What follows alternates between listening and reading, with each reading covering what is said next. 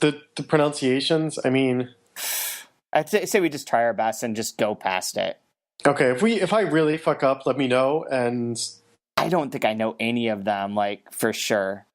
Anjaki? Anyake? Madaro Fraile? Meijing? Adam Buenos Aires is how I'm going to pronounce that. Oh, Jesus. Ki Miojin? Annalie Finnegan Westmoreland? Sounds good to me.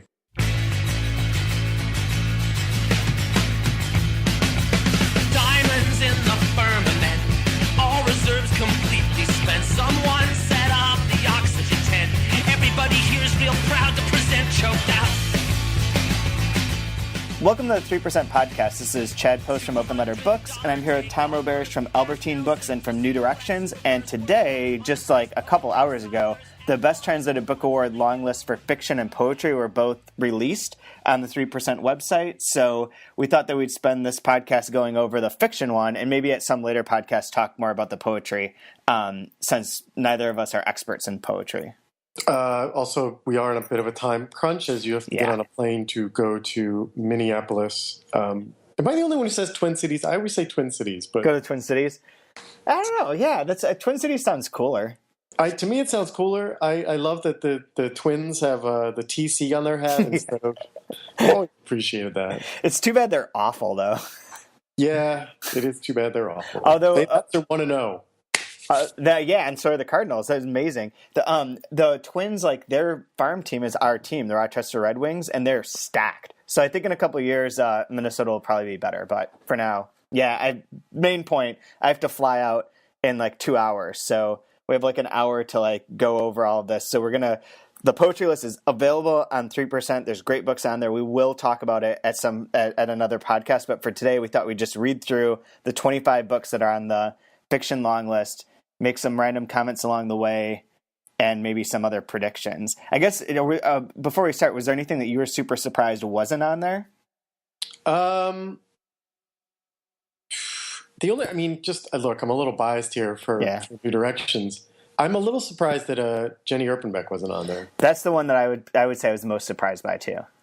In total, or just because of New Directions? No, in total. That was I'm teaching that book next week, and I thought that one was just one that would be automatically on the list.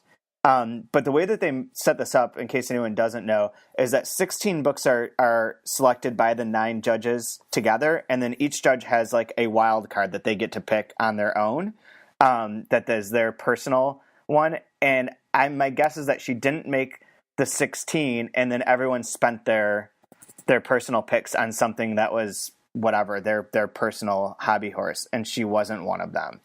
But that book totally deserves to be on here too, or at least be mentioned. The only other surprise I will say, and take this for what it is, I really thought that the Murakami would be on there. Really? Yeah, I just thought somebody would like insist that it be on there. See, I would with some of the other one, like QT84, but this last one was so bad. Like, so bad. I listened to the whole audiobook of it, and it was one of the worst audiobooks I've ever listened to. So that one was less surprising to me just because it wasn't a good book of his. The Nice Struggle not being on here is a bit of a surprise too. That was the other one, yeah. Book 3 it was, right? Right. Yeah. But I don't know. I'm sort of getting past him, I think. Yeah, I mean, I hear the last one is like heartbreaking and amazing and everything. Maybe are we going to wait that long to give him? He's been on here before. It's just I think the first two were on there, right? Were they? I can't remember if the second one was or wasn't. I feel like it was. I think it was too. I think maybe it didn't make the shortlist though. Right. But yeah, and Time for Everything was on here as well, which I think I like that better. So that's awesome. But okay. So we'll start with what is here and make some comments. So the first book is Baboon by Naya Marie Eit, translated from the Danish by Denise Newman. Naya's from Denmark, and this was published by Two Lines Press. I'm really glad this is on here. You got to meet Naya at Winter Institute, and we're publishing her novel in the fall. And she is dark and brilliant and an amazing writer, and it's perfect for this list. Yeah, I mean, this is great. I mean, even though it's not your book, I'm sure you're pleased for her, and you know, everything. We all want good things to happen for her in general, so this is great that it's on here. And Two Lines Press obviously does good things, so Yeah. good all around. Glad this is on here too. Me too. And, well, I guess we'll get to this later. I do think this has a good chance, but... I do too. Yeah. Up next, and by the way, these are in alphabetical order in case anyone is curious. And Mostly alphabetical order. Mostly alphabetical order. Up next is The Author and Me by Eric Chevillard, translated from the French by Jordan Stump. The author is from France and is published by Dalkey Archive. I honestly don't know a whole lot about this. I read Fear. Oh, Fear? Am I thinking of the same? No, I don't. Ooh, I'd have to check. I thought Fear is from someone else, but I might be wrong. I could be wrong too. But at any rate, if it is a different author, they have a very similar name. I really don't know much about this book at all. I do love the cover. Yeah, I like the cover a lot too. I've read Chevillard before, like Palafox and what else is the prehistorical times that Archipelago did a couple years ago. I read Palafox too. I'm not a huge fan of his work. But... I like him generally. I think he's kind of funny. This book I've had on my desk right here in front of me to read forever because it sounds so amazing and people really, really have talked it up to me. But I have to mail away my copy, so I will be put off from it for a while again. But yeah, he's of that particular like that French minimalist group with like Auster and like a few of those other people where they're sort of like witty, funny, and self-referentially funny. And I think this seems to work a little bit better from what I've heard than some of the other books. By the way, Fear, the New York Review of Books, is by a man named Gabriel. That's right. Chevillard. Spelled differently, but pronounced almost identically. Right. Moving on. Okay, so Fantomas versus the Multinational Vampires by Julio Cortázar, translated from the Spanish by David Kernick. Cortázar is from Argentina, and this is published by Semiotext, which I think is the first time Semiotext has had a book on the Best Translated Book Award ever. Well, I'm not going to bother looking it up, but just by the simple fact that they only publish like 2 novels a year. I know. Like they barely qualify ever, but like they barely ever qualify, right? But it's kind of awesome because you praised them a few podcasts ago. Oh, I love them. I love them to death, and I obviously love Cortázar. This is just perfect. I'm so happy this is on here. I really want this book to win, to be honest. I think this would be fantastic because it's like part graphic novel, part or includes a graphic novel. Like the setup is that you've read this, right? Yeah. Yeah, the setup for anyone who hasn't is that Cortázar was at this meeting about global repression and torture and various other things and how to lead a revolution to change the world. Left that, got on a train, bought a comic book on the way of Fantomas, found that this issue of Fantomas was about Julio Cortázar and other authors, including Susan Sontag, who are trying to save the world, and the big message becomes that you can't save the world by yourself. You have to do it as a group. But it's this great blend of Cortázarian writing and comics and all sorts of things. It's wonderful and short and fun. Yeah, this to me is the counterweight to all of the big, heavy, serious sort of things that end up winning these awards every year. And this is true. And for that, I would love to see one of these things win and, that push this sort of agenda, this kind of the idea that something can be foreign and well-written and challenging and all of these sorts of things, but also fun at the same time. It doesn't always need to be deathly, serious and all of that. So fair point. But that's my own personal taste. And I'm not a judge, so. Up next, Pushkin Hills by Sergei Dovlatov, translated from the Russian by Catherine Dovlatov. Maybe you can explain that. He's from Russia and published by Counterpoint Press. I am pretty sure that that's his daughter. Daughter, okay. I don't know for certain, but that's what I think. Let me check. Well, yeah, he's certainly old enough to have a daughter who could be a translator. Yeah. This is you might have heard of this before it made the list. I certainly hadn't. I know Dovlatov, but I never heard of this book. I think it might have come in for review, but it didn't register with me. But he's really, he's someone that people have talked about for a while. I'm I'm glad that there's a new book of his to like check out. So yeah, and it is his daughter. It is his daughter.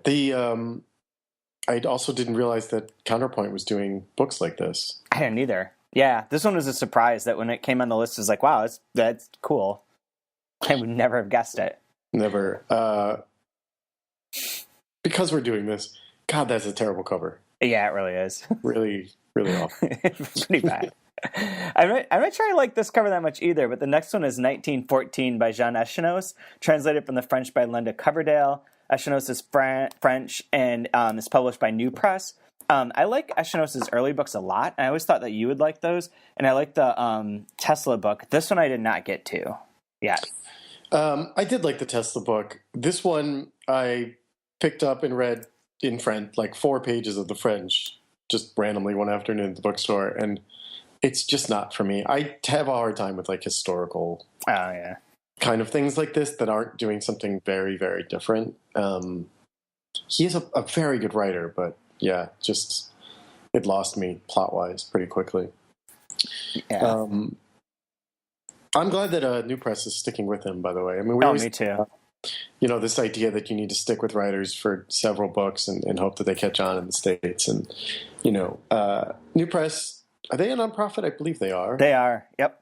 And they have a different agenda than most, big publishers, but they're certainly funded in a different way. And they stick with people, and I appreciate that. They believe in having the backlist and the catalog of an author. Yeah, absolutely. They do. Their French books are really good too. Yeah. They had an in there for a while when. Yeah. Up next, Street of Thieves by Mathias Hénard, translated from the French by Charlotte Mandel. Hénard is French, and this is published by you, Open Letter Books. Yeah, this is a good one to get on there. I was hoping that this would make it because it is so readable and so compelling. Did you read this by chance? I did. Did you like it? I liked it better than Zone. Oh, yeah, Zone is probably not your sort of book. No. I did like this. He is a really fun writer once you sort of give yourself over to it. Yeah. Yeah. Did I tell you he stopped by the store one day? Really? Yeah. I've never heard about when he's anywhere in the States, weirdly. We didn't know. He just stopped by, honestly, 10 minutes after we opened on a Saturday morning, and he signed all of our stock. That's awesome. I was like, okay, great. He's an interesting guy. Yeah, and no one knew he was coming. No one. I think he has a new book coming out in France this year, too.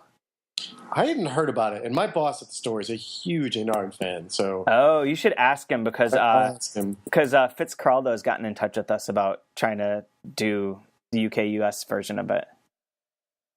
Can we pause here for a moment to ask? I have a question about UK, Canada, all of this sort of stuff. When you sent me the list of eligible books so that I could make my awful projections, there are a lot of UK presses that are now eligible. Because they distribute them here and they don't have anyone picking up the rights to them. If they're distributed in a traditional way here through either one of the distribution companies like Consortium or Daedalus, Trafalgar Square, one of those, and they're not selling the rights to the book to anyone else, then they count. Or we allow them in. The ones that don't are there's a book called The Vegetarian by Han Kang that's coming out from Crown later this year. And it was published by Portobello in the UK, and Portobello has sold the rights, so that is not eligible. Which makes sense. But are there more? It's tricky. What I'm getting at is, are there more of these presses that are making their books available in the US? Yeah. Because it seemed like a really long list this year. I think it is. I think it's because we are becoming so much more global that in the sense of ebook stuff, that if you have the world rights, that even if you are only selling some copies here in the States for your UK press, you can still sell the ebook here easily. And then maybe that's maybe there's just not enough people buying US rights to the UK books, that it's advantageous to get those and then just at least sell some books here, maybe some copies. I don't know, but I think you're right that there is more now than ever.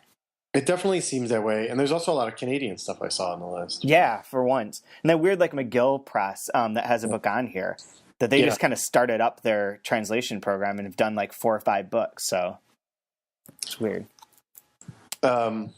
I guess I'm next, right? Yes. Okay. Those Who Leave and Those Who Stay by Elena Ferrante, translated from the Italian by Anne Goldstein. Ferrante is Italian, and this is by Europa Editions. And I think this is a shortlist one. Yeah. Yes and no. I mean, I love Ferrante. I have not gotten to this one yet. I finished book 2. Oh, you did? Well, this is book 3, Yeah. I think. Yeah, this is book 3. So I read book 2.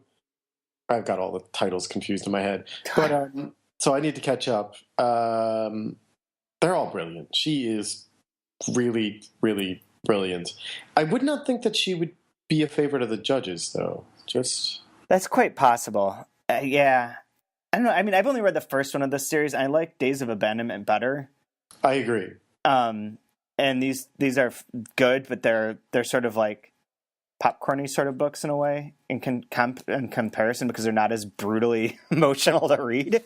Right. Because of the expansiveness, they're a little like all the pages seem to be filled with a little bit more, I don't know, minutia than I want. Yeah. Or care about, which is fine, and it's all beautifully written, and there are definitely like every few pages I'm like, oh, this is what she was getting at, and you know what I mean? It's that sort of like it sneaks up on you sort of writing. I still don't know if this is going to be I agree with you, it'll be on the short list. I still don't know if it's a favorite to win. That's right. For sure. Yeah. I agree with that. I also don't know how they treat trilogies and quartets. Right. Like maybe the third book is not as strong as the fourth or whatever. Or even the first. Or even the first, yeah. Yeah. We'll see. Up next, Things Look Different in the Light by Madaro Fraile, translated from the Spanish by Margaret Joel Costa. The author is from Spain, and this is published by Pushkin Press. This is one of those that's opened up a U.S. division. Yeah, and some of their books available. They're making inroads, Pushkin. They really are. Yeah, this is not like an ebook first, hey, let's sell the physical books. They really are trying to get their books out. Yeah, and the books are really pretty. They're nicely designed. They're not my favorite sort of aesthetic. Yeah. Much in the same way that I don't particularly like Archipelago's aesthetic. Right. But they signal something to readers, and there are readers who like that aesthetic. I mean, I like the semiotext sort of aesthetic, and people who like this aesthetic, different things, different people. This is one that I had not heard of. We have the book, right? We had it even set aside for review and for everything, but like it was not one that had clicked with me.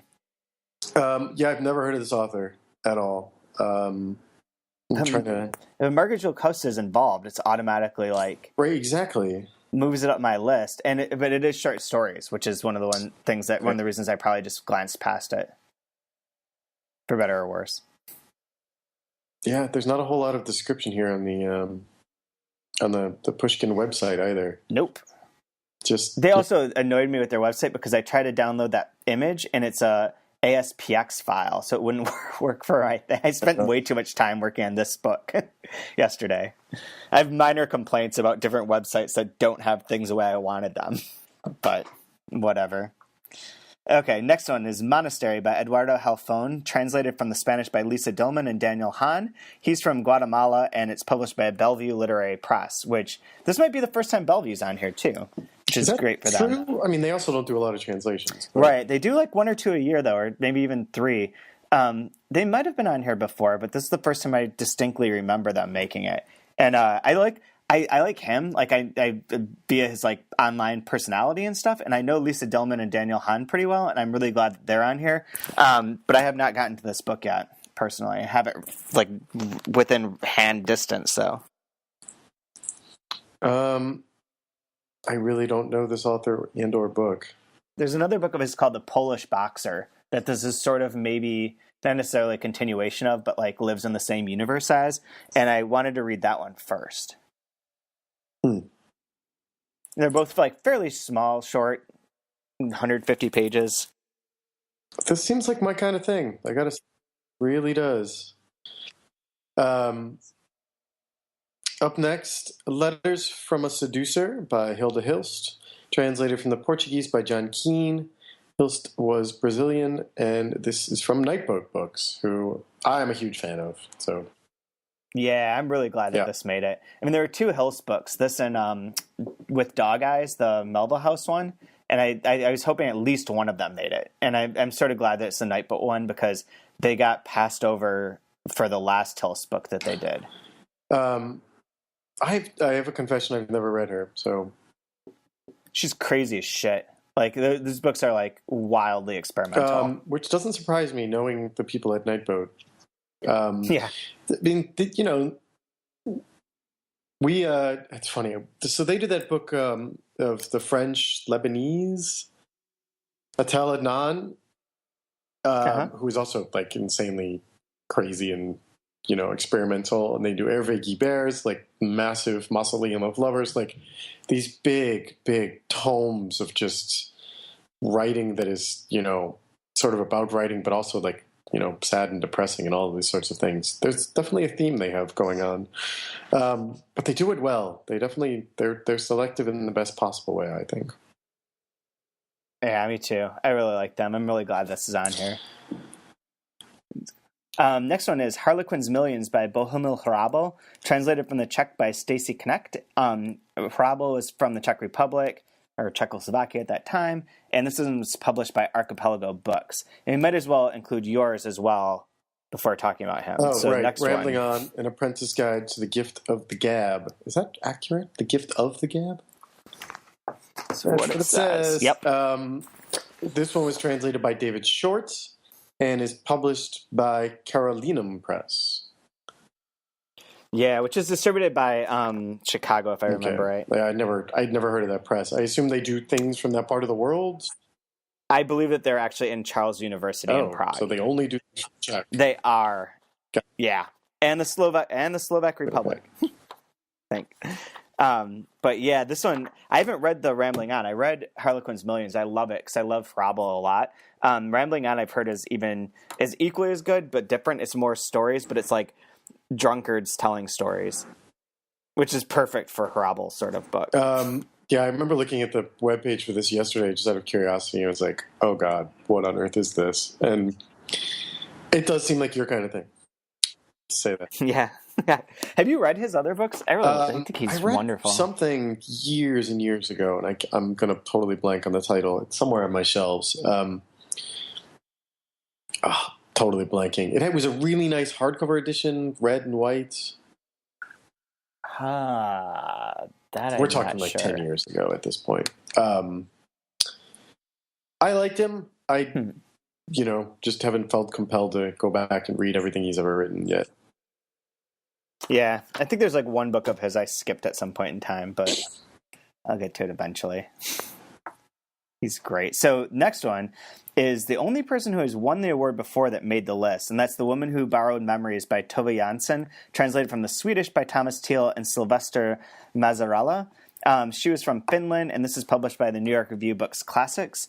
And I haven't read this book of hers, but she's great. I haven't read this one either, but yeah, I totally agree. The one that won was fantastic. Oh, yeah. The book is tight and amazing. What does it say about this one? But I didn't realize she was from Finland. Yeah, she's one of the few, like, the minority Swedish speakers in Finland. Got it. It's one of the fun things for giving out clues to this, where there's, like, a not matching country and language. Makes it tricky. These are stories. Yeah, they are stories, yeah. Yeah. Which is one reason I didn't... It also just came out, I think. No. No? End of October. Oh, yeah. I mean, we got it at the end of the year. Yep. I don't think she'll win again, but you never know. I don't think so either. Up next, I'm sure you love this book. Works by Edward Levay, translated from the French by, I'm not sure if that's a Jan or a Jan. I think it's Jan. Jan Stein. He is French, and this also published by Dalkey Archive Press. Are you serious that you think I like it? Yes. Oh, I don't. I'm not a big fan of his. No? No. I haven't read this one, but what was the last one? Autobiography or Autofictions or whatever it was? Right. I mean, I like the concepts of them. I don't really care to read them. Yeah, that's kind of how I feel. That's actually a very good way of putting it. Like, if you gave me an excerpt of this in, I don't know who still publishes excerpts in magazines, Harper's or something, Sure, I'd yeah. 10 pages and be like, that's fantastic. Yeah. Book length, though, not really my thing. Yeah, I just get tired of it. Just don't care. So Yeah. it's a little too precious to me. It's a little too precious, and at the same time, like, self-important insistence that I just can't quite get behind. I don't know. Yeah. He's got a lot of fans, though, so Yeah. let's see. The next one, though, is a good favorite, too. Faces in the Crowd by Valeria Luiselli, translated from the Spanish by Christina McSweeney. Valeria is from Mexico, and this is published by Coffee House Press. And yesterday was also announced that this was a finalist for the Believer Book Award, so Luiselli is everywhere. And she will be again later this year. Exactly. I really want to believe that this is the favorite. Really? Okay. That's fair enough. I could see that. I think in the Flavor Wire covered this, and they have a picture of Valeria, but then say that they think Ferrante is the favorite. What does Flavor Wire know? Give me a break. I like Jonathan quite a bit, but yeah. Well, Ferrante is going to be the only author from this list that most Flavor Wire readers will already be familiar with. Right. Oh wait, we never talked about this. We're gonna sidetrack here, everyone. Okay. Don't be mad. But the are you a Ferrante or are you a Knausgaard person? So hate that article so much. Who was that? It was the New Yorker. It was the New Yorker blog. And I just hate it for so many reasons. Because, like, I am so over all the words and pages given over to Knausgaard in particular, especially in, like, New York Times Magazine. And I think the New Yorker has an excerpt of him this week. It's like, it's fine. It's just, I don't know, I'm just over it. And I'm just sick of hearing about it all the time. And that's sort of, like, boiling everything down into, like, these two people who are the only two people that everyone knows. There's just something, I don't know, I just don't like it. It's just not my thing, I guess. Because I read too many other books. Like, if I only read 4 books a year, I'd be like, oh, yeah, absolutely. This totally makes sense. But it's like there's some of those other books I think I was texting you about that I read where it's like, I've heard people say, like, this book changed their way they think about literature. And I feel like that's only possible if you read, like, 5 books a year. And if you read more than that, a lot of these things don't seem that amazing anymore. I agree. Yes. That article is frustrating. That article is frustrating. The other problem is, like, one man, one woman, and like one man who tries to be macho, one woman who is mysterious and sort of ethereal, and I mean, it's a pen name, no one even knows who it is. Like, it's like these two polar opposite sort of historically sort of treasured literary personas that we still have for some reason in 2015, and it still persists. Largely because the New Yorker helps them persist. And I just wish we could, like, tear down all these things and just start over and have people like Valeria get pushed out front and center, who are very nice, normal people who write really wonderful, complex, literary referential, like, books. Like, we don't need only these two sort of versions, and there's room for shades of gray, and that's the big problem. But the idea that, they're just encouraging this binary sort of way of looking at translated literature in particular is really frustrating. Do you think part of this has to do with the fact that we still have, like, a really strong, like, cult of personality society, in part with, like, things like Twitter and Facebook, especially Twitter being, like, a focal point where if you're really cool and funny and whatever on Twitter and have lots of followers, you are somehow better than people who do not. Kind of like filtering over into even the way that we look at literature, where it's not so much about the books, it's about that character, that person. Like, Valeria is not outspoken enough to be a Knausgaard. No, she never will be. No, and I'm really glad for that. Me too. I mean, I could say a lot about this. I certainly believe that a cult of personality persists. I hate it. And I try to go out of my way to avoid it and to never give in to it. But it's there, and it's something I mean, I have a lot of theories about this, and I've read a lot of psychologically tilted sort of stuff about this. But I do think that, yes, without getting into it, I do think that is a huge culprit in this.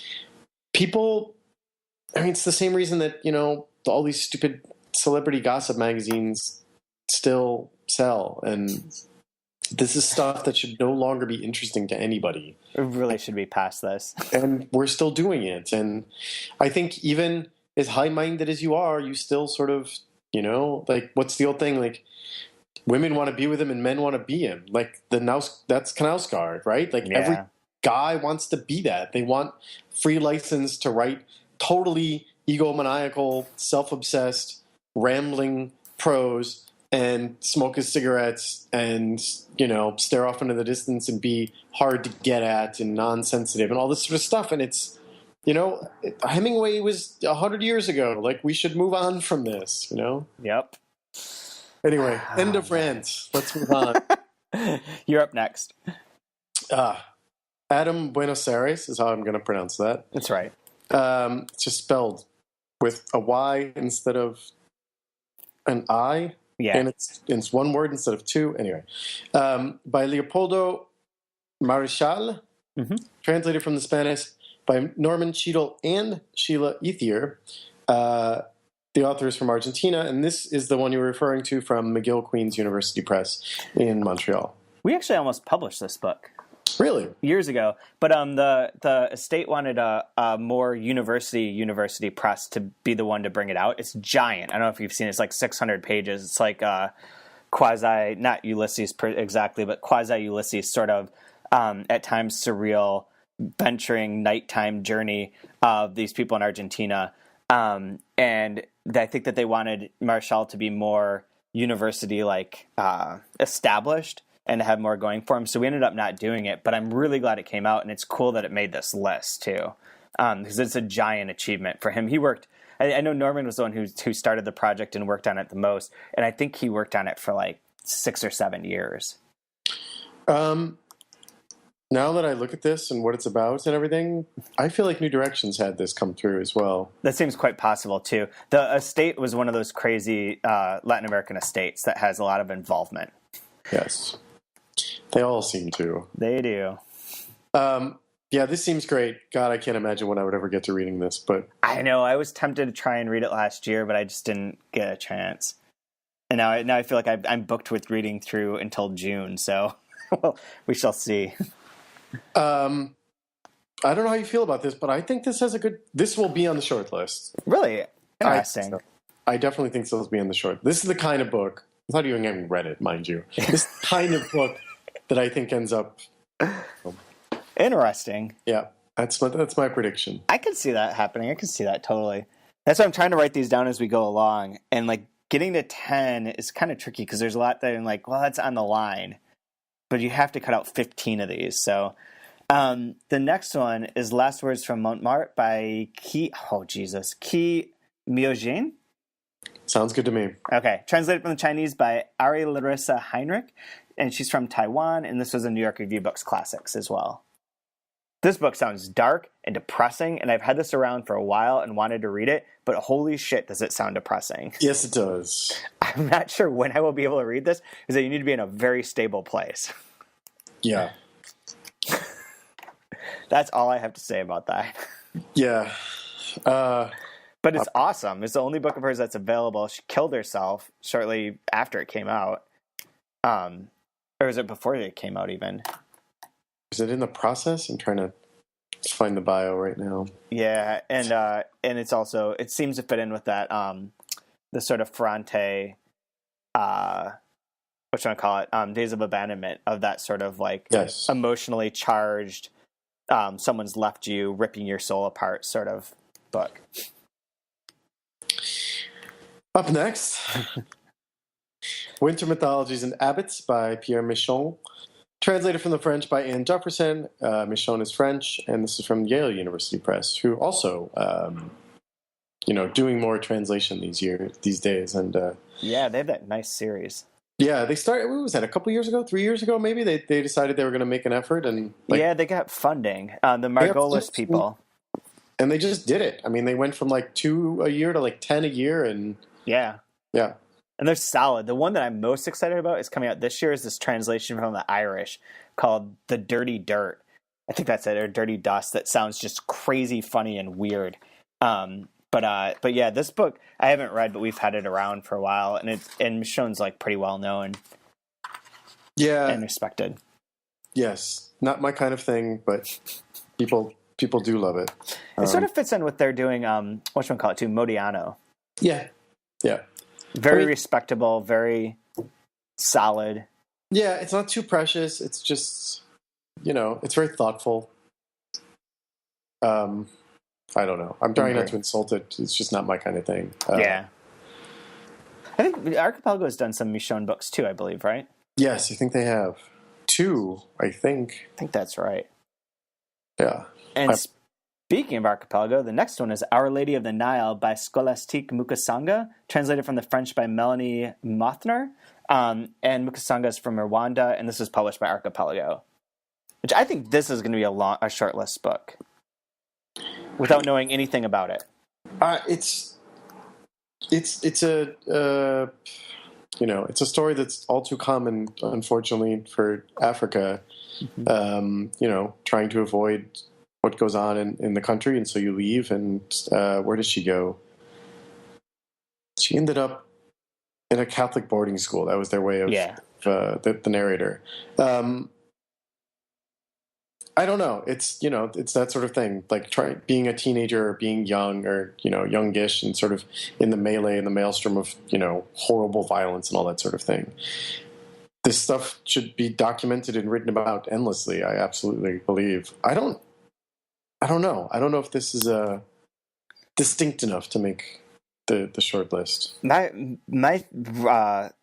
logic on it is that it would be good to include as diverse of countries as possible, and that this might get the vote for that reason, if for nothing else. That's a good book, and it's from Rwanda. I think will help. Yep. This was just my prediction. I hope you're right. 3. By all accounts, everyone who's met her at the, for anyone who doesn't know, the bookstore I work at is part of the French embassy, et cetera, the people who've met her from the book department upstairs love her. Oh, good. Really think she's like fantastic person and down to earth and just a great person. So. There's actually on the Archipelago Books page for this, there's responses, and the first response is from her saying, "I'm very proud to join with Archipelago." That's great. Yeah, that's sort of perfect.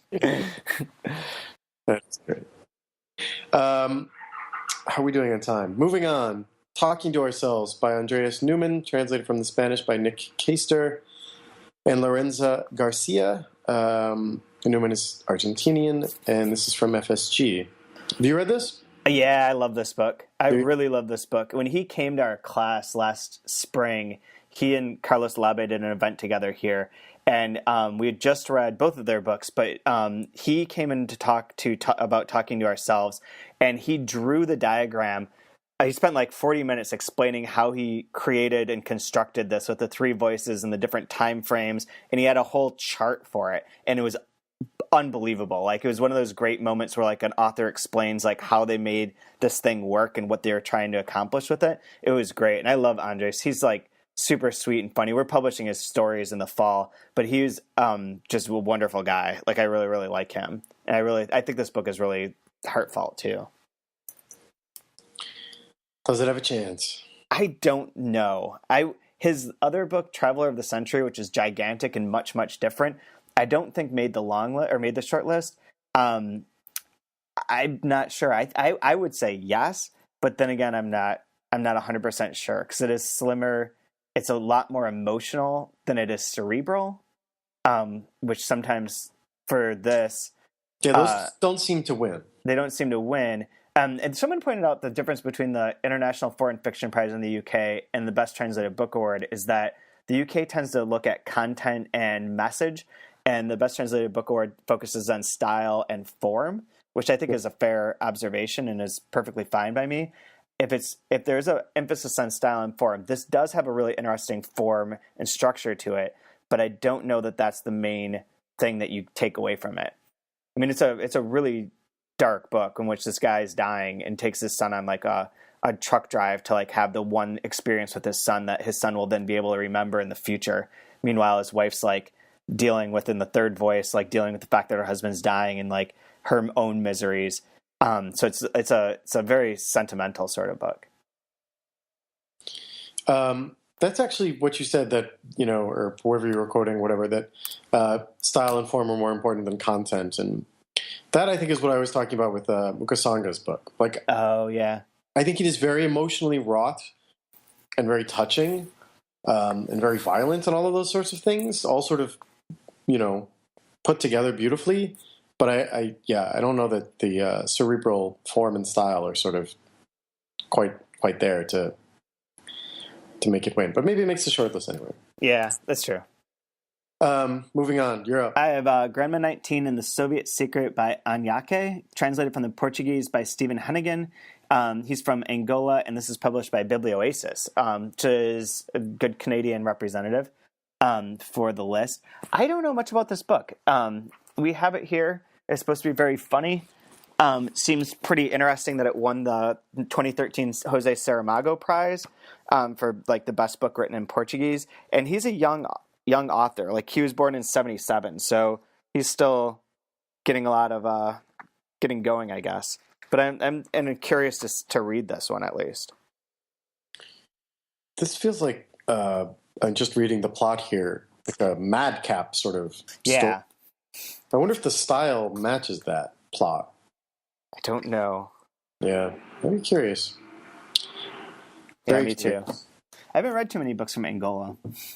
I don't think I've ever read one. There's that guy that won the International Foreign Fiction Prize that Daniel Hahn translates, whose name Archipelago is doing his next book, actually, and Arcadia did his other ones, and I'm blanking out on it. I'll figure it out in a minute, but that's maybe the only one. And then all the Antonio Lobo Antunes books that are about Angola, but those don't count.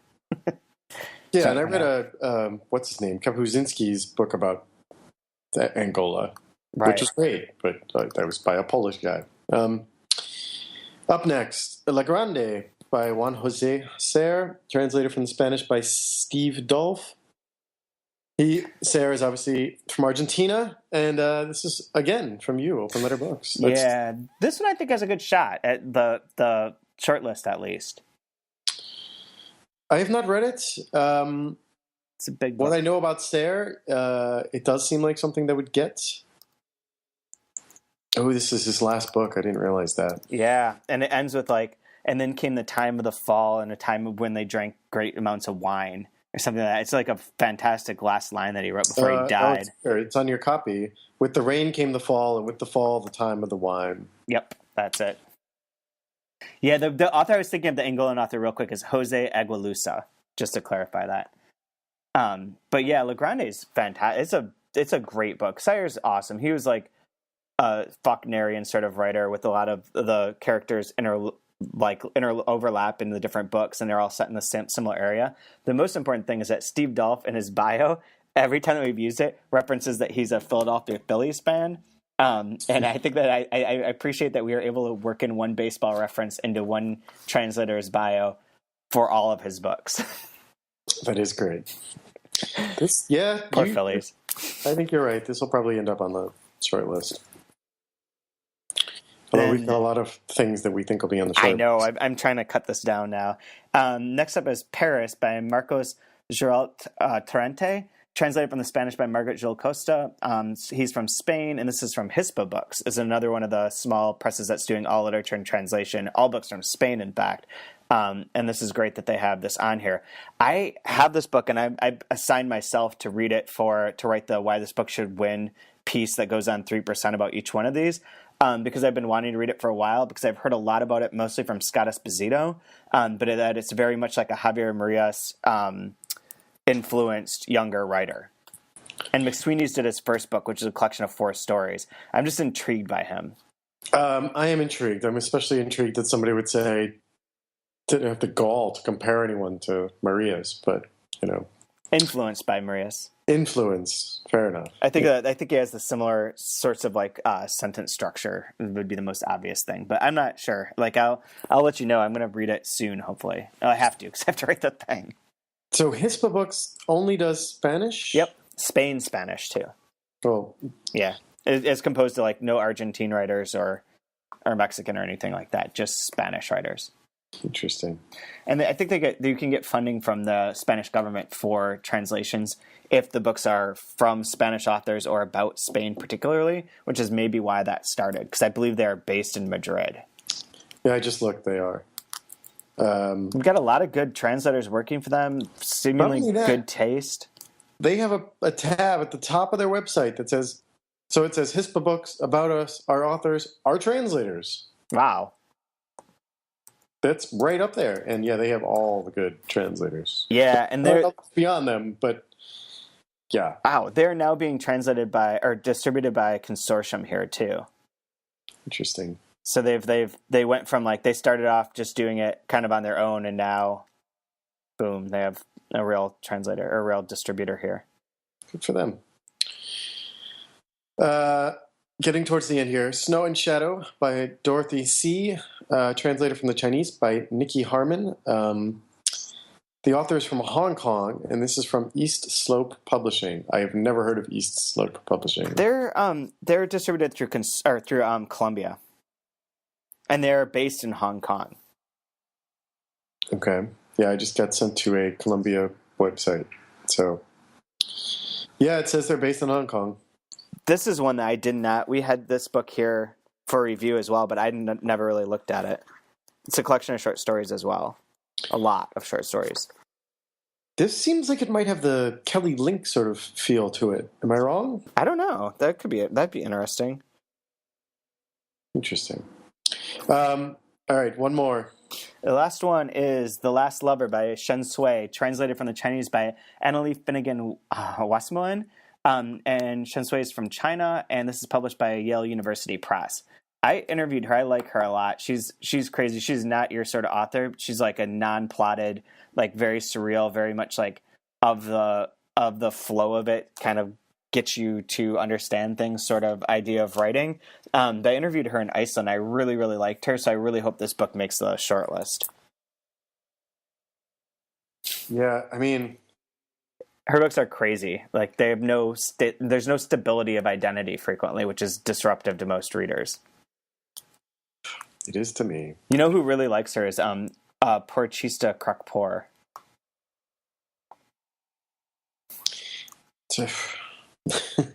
I know this because she talked about it on Twitter once, and I was like, "Oh, I know her. We're actually publishing another one of her books." I'm trying to make sense of the description of the book, and it doesn't actually. No. There's no way it's going to make any sense. No. Okay, so quickly, who do you think makes the finalists?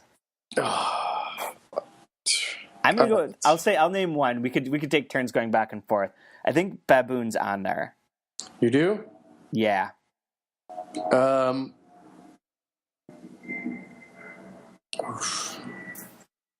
think Anard. I think the Cortázar. You think the Cortázar, huh? Shortlist, yeah. All right. Ferrante, that's 4.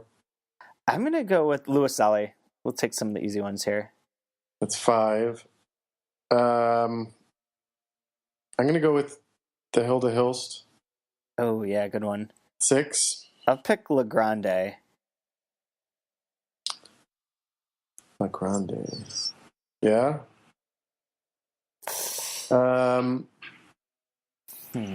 7. I'm going to go with the Marshall. Ooh, okay. That's 8. I'm going to say one of the Harabo books, but I don't know which one. I'll say Harlequin's Millions if I have to choose, but one of the two. All right, and I'm going to go with The Last Lover. There we go. So our list is Baboon, Street of Thieves, Fantomas, versus the Multinational Vampires, Those Who Leave and Those Who Stay, Faces in the Crowd, The Hilst Book, Letters from a Seducer, Legrande, Adam Buenos Aires, Harlequin's Millions, and The Last Lover. That'd be a pretty solid shortlist. And we're going to be wrong about 6 of them. Oh, certainly. We're always wrong. Oh, I was so wrong. I didn't realize when you sent me the list of eligible books, I had no idea there were going to be so many books to choose from. There were 500 eligible books this year. I mean, to be fair, like, maybe I shouldn't be bringing this up. I immediately crossed off everything from Amazon Crossings. Oh, yeah. But next year, what would be the books that come out this year that are eligible for the award next year, there's a book that they have that I think is definitely on there. This is the Bay Schwab book, Nowhere. Is it Nowhere to Be Found? Yeah, I think Nowhere to Be Found is the correct title. That book will definitely make it. But then there are other publishers like, that I know they publish like genre stuff where it's Right. like, St. Martin's Press. It's like gone. So I did manage to get rid of like 200 books right off the top, but still like, and I know I didn't look at your clues and, Yeah. but I'm looking through and I'm like, all right, there's not going to be more than 2 Archipelago books. And there's not going to be more than 2 from New York Review. You know what I mean? So I'm trying to like do the math in my head and like, okay, which of these Archipelago books is the best or, and then you do the stupid thing where you try to get in the head of the judges and that never works. So anyway, yeah, the picking the 25 was 5? really tricky. You said I got 5. I think I got 6 when I went back and crossed. Yeah. I will say I did predict the Cortázar, but only because I love Cortázar and because I love semiotext. Yeah. But I was like, fuck it, I'm picking this. I have to do it. So Of the people who submitted their 25 to me, like I would just look and see that no one had Pushkin Hills, and all of them had the Symmetry Teacher and the Volodine book. And the second I saw those on there, I knew they didn't get it all right. Volodine, that was the other surprise. I sort of, although, yeah, I was sort of surprised by that, but with so many of his books coming out, I think that there's like a wait and see sort of moment for it too. Like I think how that kind of happens with like Cesar Ira sort of too. His books got on there initially, but then there's like enough of them where it's like, which one of these are we going to highlight? Right. I can see that, but before, since I'm gonna have to go soon, do you want to do your rant or my rave? Before we do that, can I just get into one very quick thing, which may unfortunately lead us into a discussion? Okay. But Tony Malone, our friend, the blogger from Australia. Yeah. He wrote into our email address and the 3% email address after we did the advertising. And I know we're trying to get away from book business for a little while. I want to talk about books, and that's what we're trying to do. But he says, I just listened to the latest podcast, a very interesting take on the worth or lack of it of book advertising. As a book blogger, I was just wondering how effective or worthwhile you think sending review copies out to individual bloggers is. Does it do anything? Is there data to back it up? Or is it simply something publishers do and cross their fingers that it has some kind of effect? Which I'll give you my 2-cent take on this, is that I like to do it for those people who are active, especially sending out review copies to people like him who read them, write about them, talk about them on Twitter and Facebook, and sort of get things going. That they're sort of tastemakers more so than like an individual blog post. I don't think sells books, but those people that have like some sort of influence because they have a lot of followers and people take their opinions seriously makes somewhat of a difference. At least like getting it out there into the world that one time out of 7 that you have to hear it before it sticks, sort of thing. Yes, I totally agree with you. However, I only about a year ago switched my thinking on on reviews of this kind entirely. And it has largely to do with my girlfriend who runs an art gallery. And she gets very excited when, like she has one coming up this week, and I'm not going to mention any names in the publication, but it's a big deal, like a really big deal. And it doesn't do anything for sales because what she's dealing with costs so much money that no one is going to be, oh God, I've never heard of this artist. Let me now go out and buy $20,000 worth of, whatever. It's just, so with advertising or reviews don't do anything for art in the sales sort of realm. What they do, and this is incredibly important for especially the kind of books we publish, is they continue the critical discussion of the work in the public sphere. Yeah. This is very, very important. And bloggers contribute to that. And the reason we send them to the bloggers we do send them to is because we respect the time that these people have put into it. And we respect their education and the way they read and the way they write about them. Mm-hmm. And, we don't send to every blogger that writes in. We're selective. Galleys are not free and books are not free. But we want to continue the discussion that exists. And if by accident it manages to convince some people to, read them, that's great. But the idea is to build up the critical sort of discussion. Yeah. And there is one other thing that I would like to say that is sort of selfish from a publisher's point of view, is that you have these bloggers out there. And look, I don't think all of them do, but most bloggers out there who are doing book reviews, generally for free, would like to someday be paid to be book reviewers. If and when they end up doing that for, say, the New York Times or whoever, I would like them to sort of have a history with us. I want their ear. I want to know that they respect what we do and know why we do it and know how we do it. Yeah. So when they're pitching books to the New York Times or the LA Times or wherever, we're already sort of established with that person as a reviewer. I agree. That's a good point, too. So that's a lot of the reason I think that, book bloggers get books. Yeah. And they are one of the few people that go back and read things. Like a lot of the reviews are doing things at the current moment, like when they come out or close enough to it. Whereas I like the idea that book bloggers continue that conversation, but also go back to books from years ago and aren't restrictive in that way. Yeah, exactly. Okay. Exactly. So you want to rant or you want me to rave? My rave ties into your last rant.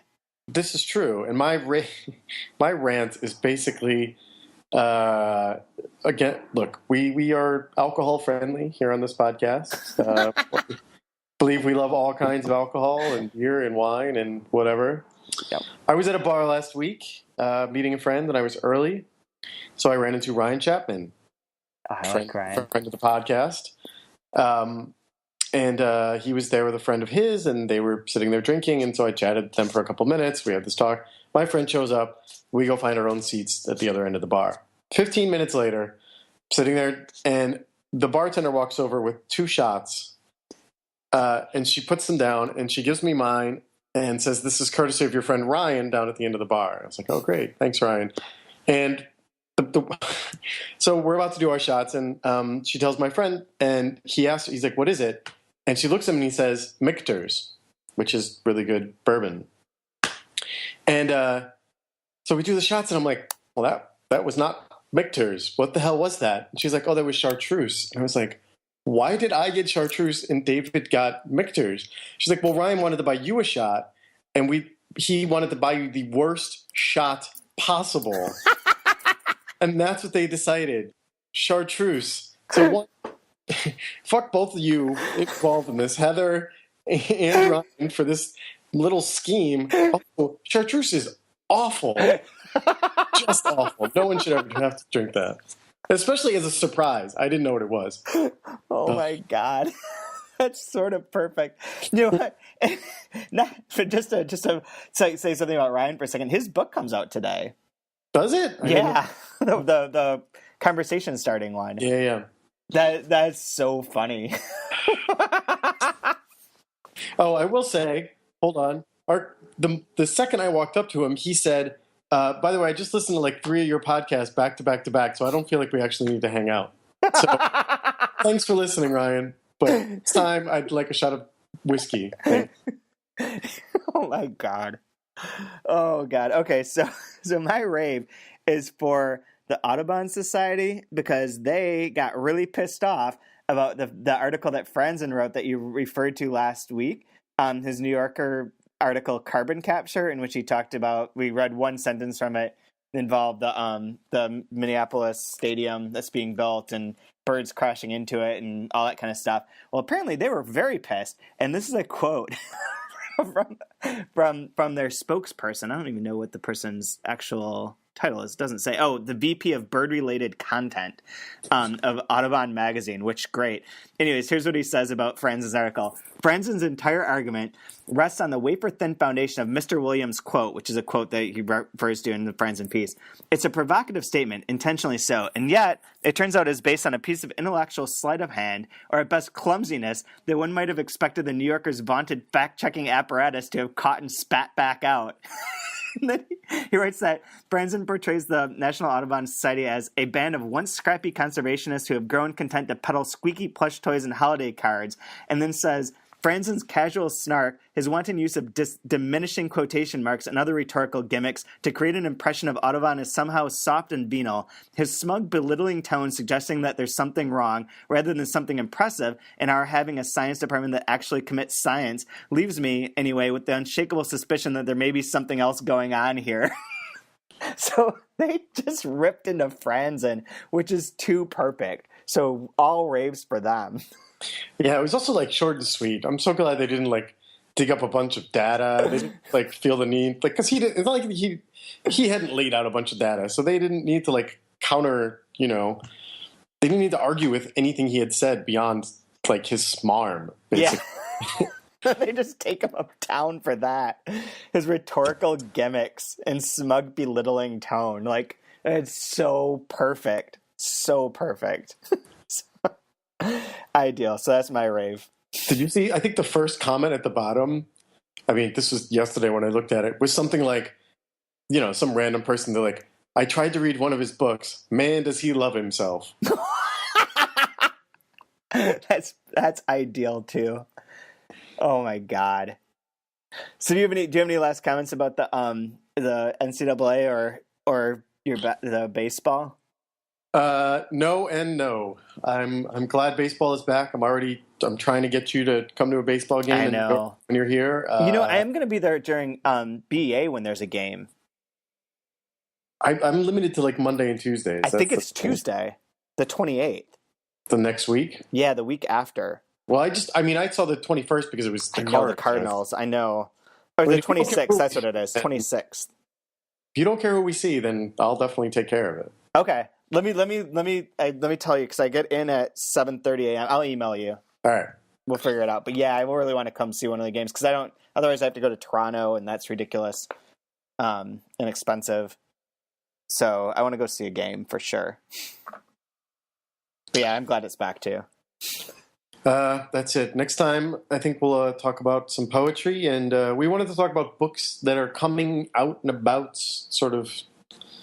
Yeah. That sort of thing. Maybe just 3 or 4 books in depth, 10 or 15 minutes at a time. Also, if there's anything, that would be a good thing that people could write in about. If you have any suggestions of books that are coming out in the next couple of months that you're really excited about, we can mention that too. Okay. Yeah, that sounds good. I think that's it. Okay, I'm going to go catch a plane in Minneapolis. Have fun. I'll go to the Twin Cities. Yes. All right. I'll talk to you later, man. Bye. Goodbye. Chase all the colors of the rainbow flood my face. I lift right off into space. I can see the future. It's a real dark place. Choked out.